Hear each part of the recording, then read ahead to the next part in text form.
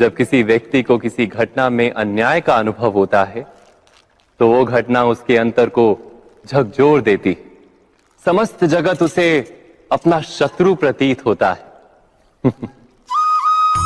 अन्याय लगने वाली घटना जितनी बड़ी होती है, मनुष्य का हृदय भी उतना ही अधिक विरोध करता है। उस घटना के उत्तर में वो न्याय मांगता है, और ये योग्य भी है।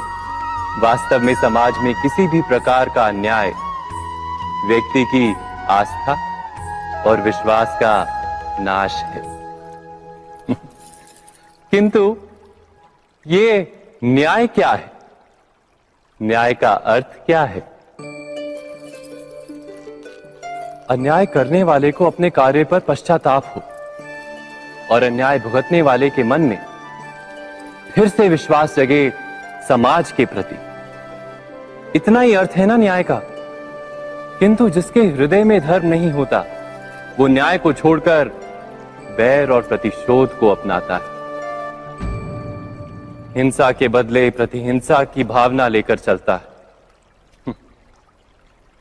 स्वयं भोगी हुई पीड़ा से कहीं अधिक पीड़ा देने का प्रयत्न करता है, और इस मार्ग पर चलते अन्याय को भुगतने वाला स्वयं अन्याय करने लगता है।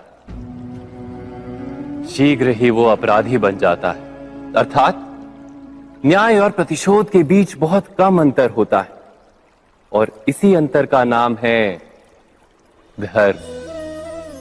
क्या ये सत्य नहीं? स्वयं विचार कीजिए। दो व्यक्ति जब निकट आते हैं तो एक दूसरे के लिए सीमाएं और मर्यादाएं निर्मित करने का प्रयत्न अवश्य करते हैं। हम यदि सारे संबंधों पर विचार करें तो देखेंगे कि इन सारे संबंधों का आधार यही सीमाएं हैं जो हम दूसरों के लिए निर्मित करते हैं, और यदि अनजाने में भी कोई अन्य व्यक्ति इन सीमाओं को तोड़ता है तो उसी क्षण हमारा हृदय क्रोध से भर जाता है। इन सीमाओं का वास्तविक रूप क्या है? क्या हमने कभी विचार किया? सीमाओं के द्वारा हम दूसरे व्यक्ति को निर्णय करने की अनुमति नहीं देते, अपना निर्णय उस व्यक्ति पर थोपते, अर्थात किसी की स्वतंत्रता का अस्वीकार करते हैं। और जब स्वतंत्रता का अस्वीकार किया जाता है तो उसका हृदय दुख से भर जाता है, और जब वो सीमाओं को तोड़ता है तो हमारा हृदय क्रोध से भर जाता है। क्या ऐसा नहीं होता?